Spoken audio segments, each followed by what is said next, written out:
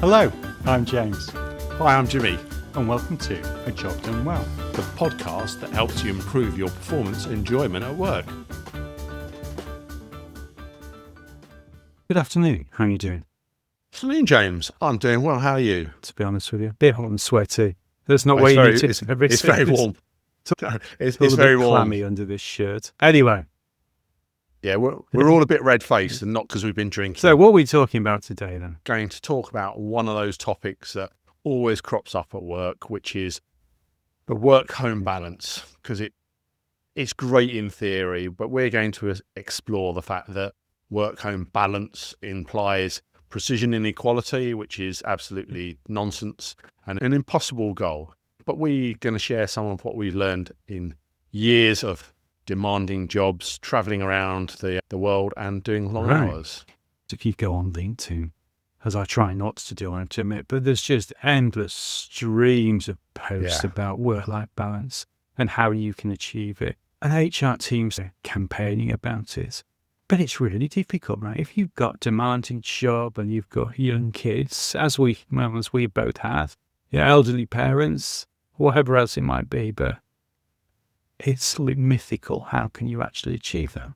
So we're going to share our perspective on what you should perhaps be aiming for and what we've experienced in this space. Anyhow, we did put out a request a few weeks ago that if anyone has got any suggestions for subjects for season 4 to let us know.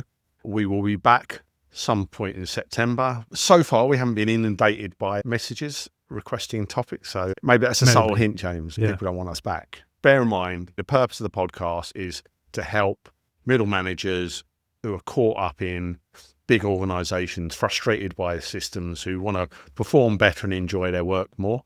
And when we say middle managers, we mean everyone from like frontline team managers up to the level below the exec, really.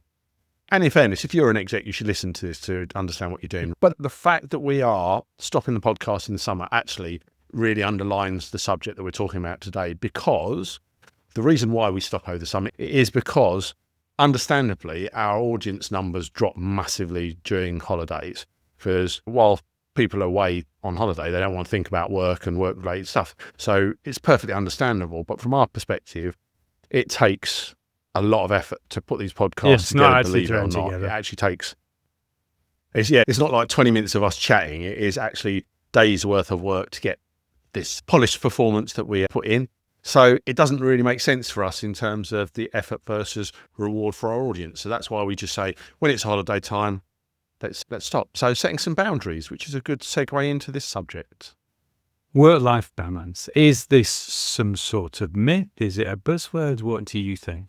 It's a bit of both, James, because I think it's something that's been talked about more and more over the last, I don't know, early in my career, I didn't hear anything about this. It wasn't a subject. It's probably the last 10, 15 years, something like that. In terms of really getting popular. A bit of a unicorn. It's this Yeah. sort of searching for Yeah. perfection. You can have this. You can have it all. Yeah. Oh, can you? I'm not being pedantic, because actually I think words are important. The fact that we call it work-life balance to me implies precision and it implies equality. And actually, work and life is not like that. It can't be that precise or that prescribed. So I do think it is something that people aim for, aspire to, because I think the concept is good. Don't let work take over your life. Enjoy life outside of your work. Get everything in its place. But the concept, I think, is a bit of an issue. Well, I'm a bit more cynical. I know you'll find this very hard to believe, but I'm a bit more cynical. I'm shocked, James. So I'm I shocked. tell you what I think it's about, right? It's it's a bit of HR bashy going to happen here, but it's just some sort of HR initiative. What it really means is they've realised that there are too many people who've got really shit jobs that they really don't like doing, and they're trying to balance it out a little bit. So really, it's about if you have a bad work-life balance, it's because you're busy doing a job that you hate. That's the thought for you. I'm not sure I agree with that. I do think you're right, as in it often comes from HR, but I think it's like our personal intention towards work-life balance is we want to make sure that work doesn't take over our lives. And the concept, I think, that HR teams often espouse, and many leaders espouse, it's from the same principle. I just think it's really often it's cat-handed in how it's delivered. So I think it comes from in a good space, but I'm not sure the delivery matches up to the intention. Yeah. Well, and for me, I think it's not really about balance at all. I think it's about optimization. So the question is, Right. what are you optimizing around? When will you know you're having a good life? So if you are optimizing Yes. around status, that's one thing. If you're optimizing around money, that's another thing. If you're optimizing around being home with your kids, that's a different thing. And if you're optimizing around, I don't know, being an earth mother, there's a different thing altogether. So it's not about balance, I don't think. It is about achieving what is important to you. And I have a mate, my mate John, and I started working with John, and he has gone and he has done amazing things in his career. He's sort of galactic vice president of this, that, and the other. Yeah. And he earns more money than I could imagine, but it's Yeah. come at a cost. John lives Yeah. out in Kuala Lumpur, and he works and sees his family once every 3 months when he gets back to Heathrow. And his family live in Surrey, very nice house in Surrey, near the airport. Yeah. And the question is that a work-life balance? Now, I'm looking at thinking, you're nuts, John, do you need the money? But who the hell am I to judge? Because, it really is, it's not for me to say what, with my beliefs, whether or not he's got a balance or not. So I think the real challenge is not so much balance, it's about being clear what you're trying to optimize around and whether that makes you happy. So I suppose that's my thought on balance. I think that's a really good summary, James. Deciding what's important to you and then being intentional about your choices. Because like you say, I mean, John could be really important to him, what his work is, and he might be very aware of what trade-offs and choices he's made. And we all do that. And we'll come on to our experience a bit where we've done forms of that in our life, maybe not as extreme as John, but we've certainly made some trade-offs at times. Plus, the other thing that's worth pointing out is you talk about balance, but there's this sort of, if you're balanced, it's something that's static. But the reality is, life is not static, it ebbs and flows. No. So it ebbs with projects, it ebbs with the season, or as we say, it's summer, we're going to knock off this because nobody listens in the summer. But the same is true for everybody. So the whole concept of balance being this precise, static thing is just nuts. Because, as I said, work ebbs and flows, life ebbs and flows. Yeah, and unless your way of thinking, your processes, your practice ebb and flow a bit, you're in for hiding to nothing. I mean, I've worked with people who are very static in their thinking on work-home balance and very prescriptive, and it don't work. It causes massive problems. I was working with one exec at one point who was very rigid in their way of thinking about things, and the things that they wanted to do outside of work, they never ever compromised. They stuck to their guns, even though it caused them and the team and the organisation, in fact, some significant issues. And the flip side of it, what they were actually doing, if they had compromised once or twice, wouldn't have caused any issues. But their thinking was, this is a boundary and I stick to it always, regardless of what's happening. I think that approach is quite damaging to a lot of people around you. So first of all, can you really separate work from life? Are they two distinct things? I don't think you can. I think they are so entwined. Quite often people think very simplistically about hours. I do this amount of hours and I finish at 6 o'clock. And aren't I doing well because I'm managing my work-home balance? I go home at 6 o'clock. Whereas actually it can be attention, it can be energy, it can be mood. All of these things, for example, is you won't have watched, and I didn't watch the whole of it, but Severance. No, I'm not good with the telly. So Severance is a program on TV. Basically, the concept is the people have no memory of the other part of their life. So when they're at work, they have no recollection or understanding of their home life or what happens at all, and vice versa. So the point is that supposedly the perfect balance. It's totally unrealistic, because actually, if you had an argument with your partner in the morning, you're not turning up for work skipping, doing cartwheels, are you? And if you've had a tough day in the office and you're absolutely shattered, you're you're not suddenly full of energy, are you? Well, I am. So, I actually, funny you should say that. I actually got caught out on this once. So my daughters went to a frankly posh girls' school. And when they were in the primary school, there was an after-school club. And so you'd have to go and pick them up from after-school club. You'd pick them up between 5:30 and 6, something like that. And yeah, as we have all been, 5:30 to 6 is quite often when you're stuck on a call or something's gone belly up or whatever it is. yeah.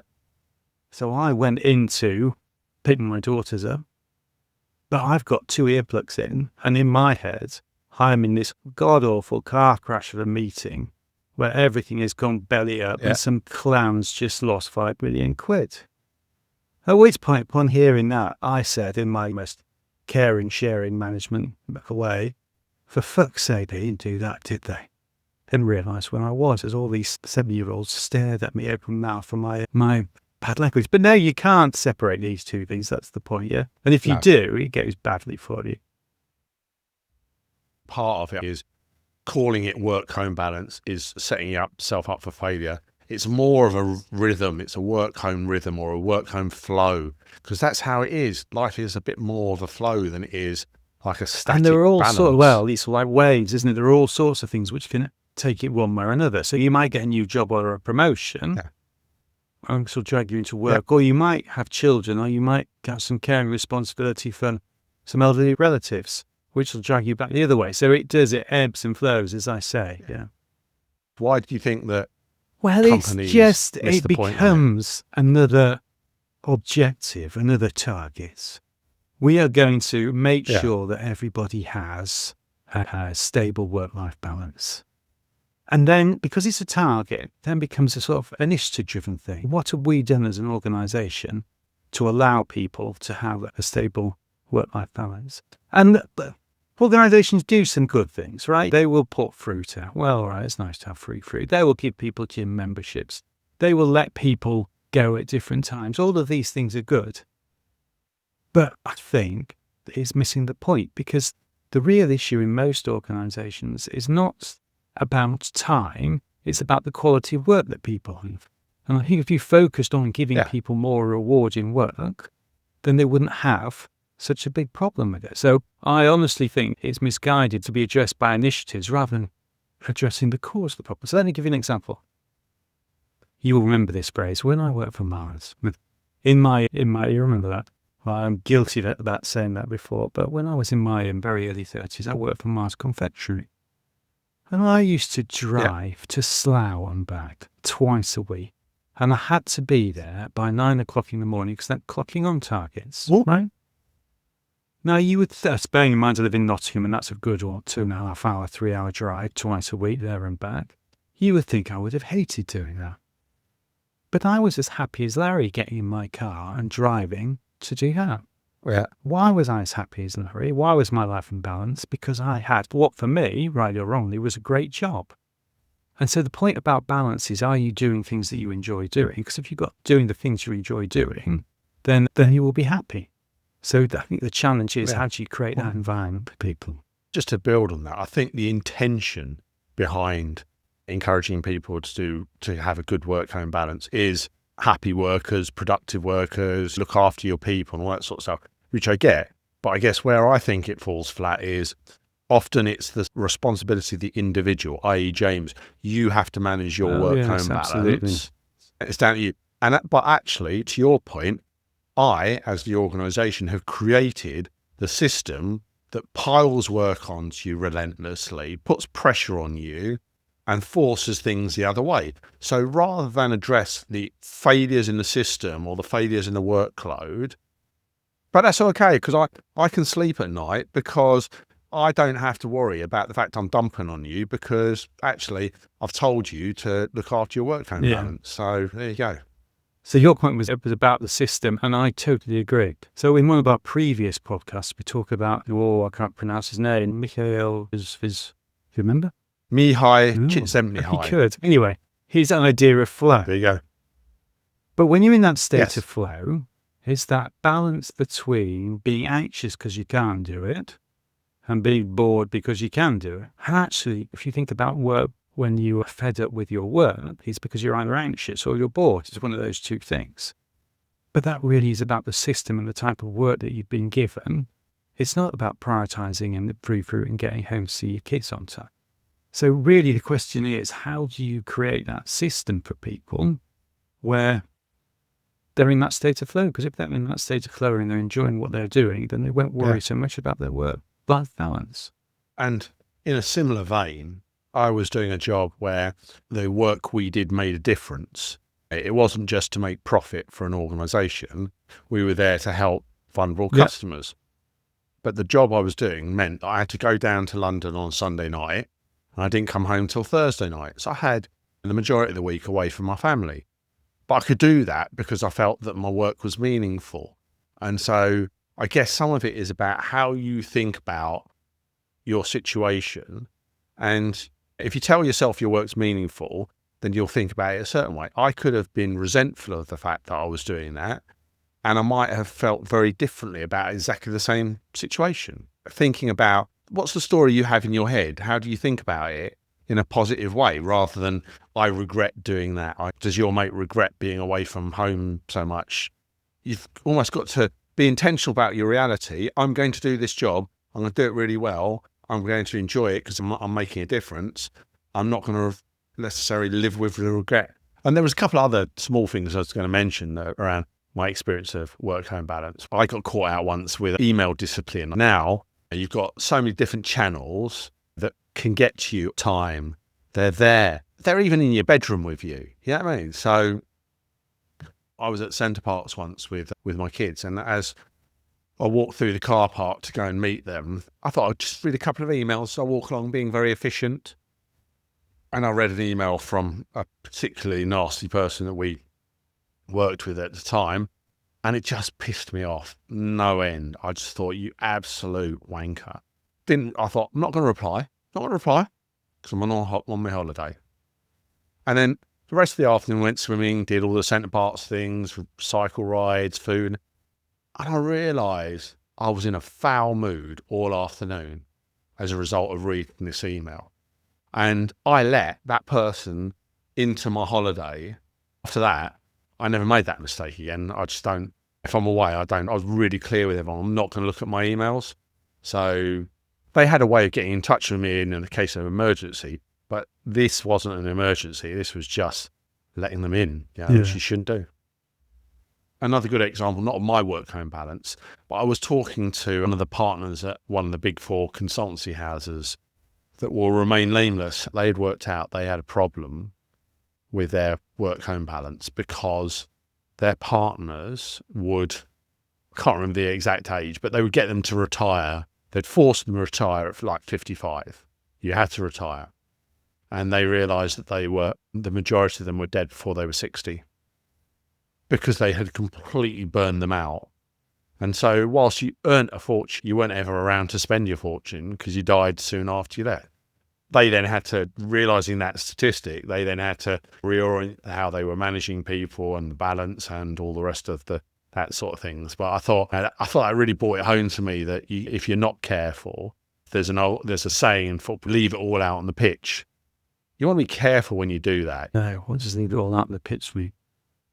Well, just you throw all your effort into the game. Okay. Like, don't come off the pitch with one iota of energy left. Leave it all out on the pitch. A bit of a mistake. Partners were doing that. How did that work? But then out I think those two stories really reiterate the dichotomy here. Because on the one hand, it's a question of what are you optimizing around, right? What will make you happy? Is it about having time with your kids? Yeah. But on the other hand, it really is about the system and the organization you work with. And are you burning out your partners, or is it such a toxic environment that it's okay for people to send threatening emails? Moving on to more practical takeaways, I think that's a great start, James. What are you optimizing around, and being intentional about the way you want your work and personal life to flow. That's definitely one way of thinking about it. I think there's a few other things. I think you can plan certain things. There are seasonal peaks in your work, whether it's budget cycles or volume of work or campaigns or whatever it is. So plan to know that those times you might have to put a little bit more in, and therefore how you're going to manage the compromises that might be. So back to my example about working in London all week, when I came home on Thursday, between Thursday and Sunday, I didn't do a lot of work. I spent time with my family. The other one for me, though, I think is being explicit. So you need to be clear about what is right for you and what you are optimizing for. However, you also need to have that conversation with the people around you. Your boss needs to know that, and your partner needs to know that. Yeah. Because it's okay for me to optimize around making as much money as possible. Is that what my partner wants? Because don't be surprised if you end up with a broken marriage if it isn't.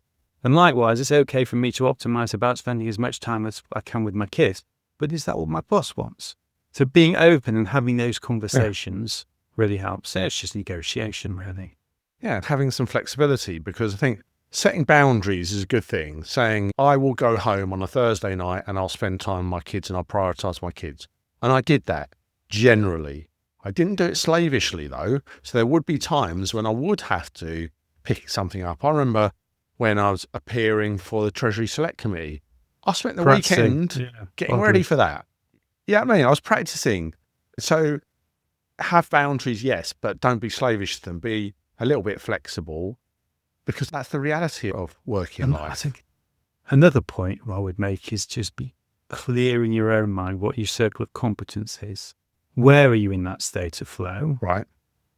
And then endeavour to stay in it. And I'm not saying you should never move out of your circle of competence. You clearly should. But do it when you choose to. Know when you're doing it. Don't get pushed out of it. Know when you're doing it, because that will help you remain calm and level-headed. And another thing I think that is important is you've got to bear in mind that it's what's important to you, and it's an individual choice. And one of my favourite sayings is comparison is the thief of joy. If you spend all your time comparing against what others are doing, your mate John's making more money. Does that mean that he's doing better than you? I remember sitting down with a former colleague of ours, and he had got involved in a business and it had grown and he'd made a lot of money out of it. And I was like, wow, you made a fortune there. Well done. And he was like, yeah, but I haven't seen my kids grow up and I ended up getting divorced. It's like, okay, maybe that wasn't the best work-home flow that you were managing.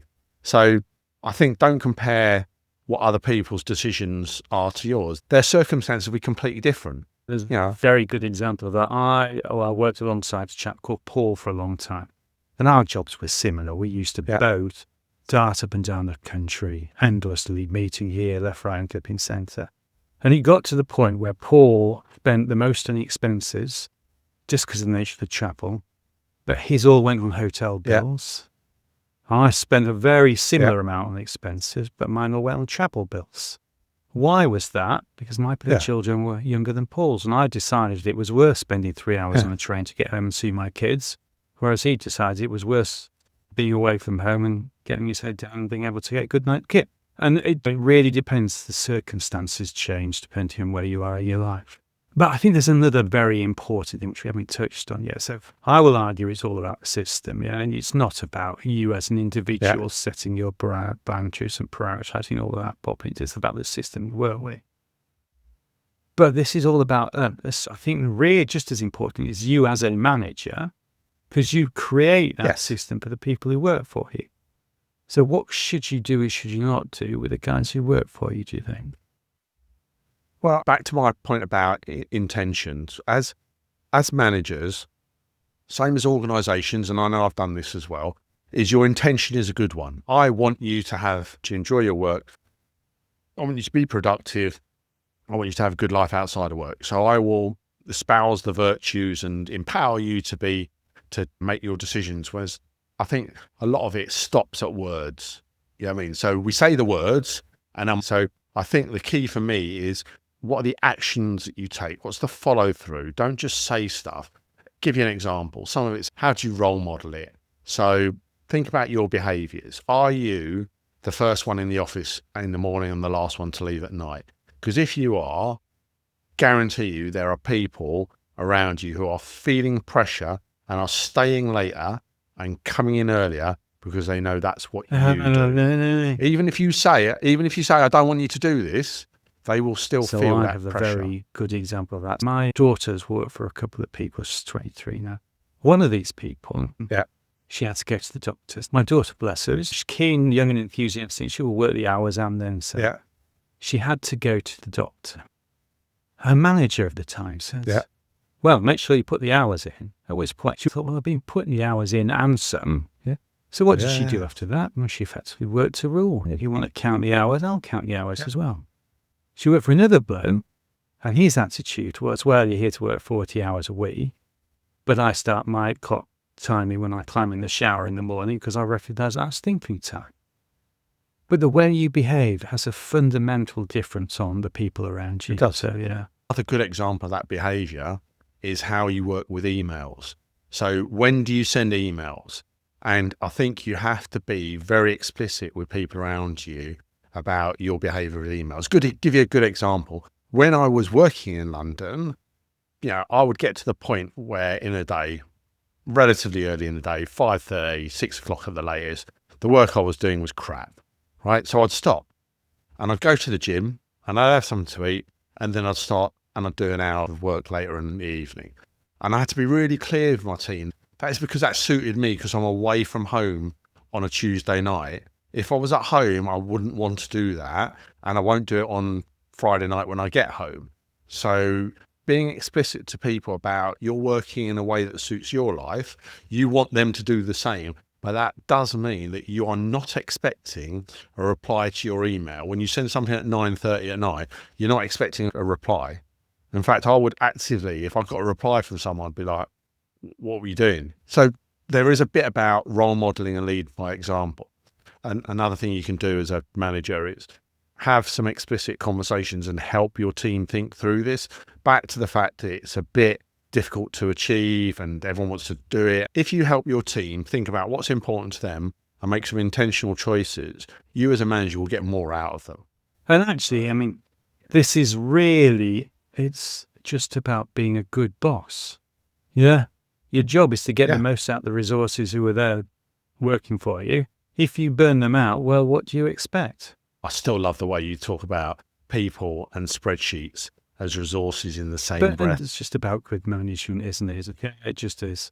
It is, but I think actively, rather than just the platitudes of go and work this out, I think actually helping people work it out, that's one of the things that you can do to really support your teams. Oh, yeah, and one final thought on that then, actually, is if you're worried about your own work-life balance, it's a lot easier to enjoy your job if the people who work for you are enjoying theirs. So, yeah, it's in your interest. Yeah. So go on then. Summary, what would you say?